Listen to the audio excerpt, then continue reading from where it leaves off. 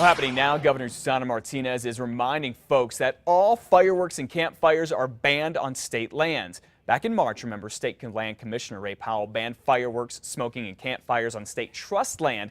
And yesterday, Governor Martinez urged folks not to use any fireworks at all. Instead, go to the professional fireworks shows that are all around the state to celebrate. Remember, the big one in Albuquerque is at Balloon Fiesta Park with a free concert from John Michael Montgomery, too. Well, the city of Albuquerque is now going after one woman who's just trying to enjoy a little bit of summer. News 13's Kim Holland went on special assignment to see what was going on here. A zoning inspector said Fawn Dolan's wicker chairs under her front tree are a violation of city code. The letter she received in the mail last month said that they were outdoor storage and must be removed by July 4th. Well, city code says she could face up to a $300 fine. Dolan refused to move the chairs. We brought the case to the city code enforcement manager and showed him what his inspector thought was a violation. And the manager admits his inspector made a mistake and there is no violation. Well, at this point, this investigation is going to be closed. There will be no further action, and we'll move on to the next property. Now, to hear Fawn Dolan's whole story, watch 2 Casa Fox tonight at 9. Testimony continues in the case of a former APD officer accused of killing his wife. Yeah, this time with Levi Chavez's former partner on the stand. Former police officer Russell Perea was forced to testify about what he and Levi were doing the night Tara may have died. He told the jury he was with Levi throughout all of their shift, which ended at midnight. But Perea also admitted there was a span of time that night that he doesn't remember what he and Levi were doing. Well, I have no idea what we were for that 4 hours. I don't remember.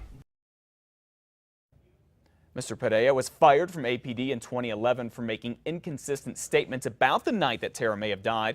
Levi Chavez's mom also testified yesterday, saying her son was just devastated after Tara died. But last week, Levi's current wife testified that she and Levi were texting about marriage just a few weeks after Tara died. Happening now at 5:33, a warning against a dangerous new fad, smoking alcohol. Yeah, this is serious. Instead of drinking alcohol, some people are inhaling it to get drunk faster without all the calories. Now, YouTube video like this shows people how to vaporize alcohol, and it is getting millions of hits. Oh, it freaked me out. I saw a video of these people doing it, and just like a massive amount of just smoke and vapor going into your lungs. It's just like, it's nasty looking. Yeah, it is nasty looking and nasty for your health, according to the New Mexico Poison Center. It can damage lung tissue, lead to pneumonia, and increase the likelihood of alcohol poisoning because it's tougher for people to judge how much they've actually consumed. Well, the fight to stop a horse slaughterhouse from opening in Roswell continues this morning with a number of environmental groups now going to federal court. They're asking for an emergency injunction to prevent Valley Meat from opening as a horse slaughterhouse, even though the USDA just approved it. The environmental groups say the plant could cause serious air and water pollution, and they say the government did not properly review the plant. Meanwhile, the USDA also approved another slaughterhouse for horses yesterday, this one in Iowa. More of them are pending. Old problems are now being replaced by new ones when it comes to the Thompson Ridge fire. Yeah, while the fire is pretty much contained, flooding in the Jemez Mountains has become a news concern. Now, there's more than 23,000 acres in the Valles Caldera National Preserve.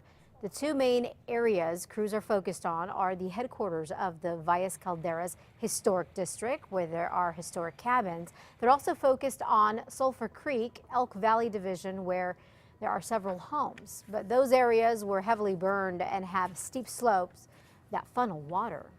Then 2 years ago, monsoons following the Las Conchas fire blackened the Jemez River and Rio Grande with ash, but officials with the Valles Caldera, who have been part of the rehab plan, are optimistic the Thompson Ridge fire's flooding won't be as bad as the Las Conchas.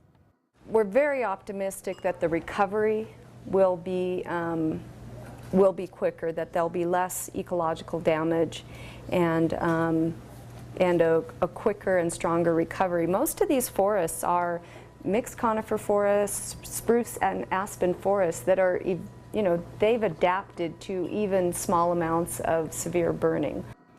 Now, people living downstream from the fire, including in Jemez Springs, are being told to watch the weather closely over the next few months and to prepare for possible flash flooding. Meanwhile, in the Pecos, state officials are holding a public meeting to discuss the impacts of the Tres Laguna fire, including flooding. It's at 6 tonight at the Pecos High School auditorium. It will feature presentations about various recovery efforts on private lands. And then there's the silver fire in the Gila Forest. It has grown to more than 137,000 acres. It is now 59% contained. So far, no homes have been destroyed. Officials reopened Highway 152 yesterday. It had been closed because of dangers associated with the wildfire. Well, if you are one of many people that are going through foreclosure and you need a little help sorting out the paperwork, listen up. There is a free foreclosure clinic here in Albuquerque happening. It begins at 10 o'clock this morning. It ends at 2 in the afternoon. It will be at the 2nd District Courthouse at the corner of Lomas and 4th Northwest. There will be bilingual attorneys ready to assist anyone with questions about their foreclosure process. It's free and it's on a first come, first served basis. Please don't forget all of your paperwork.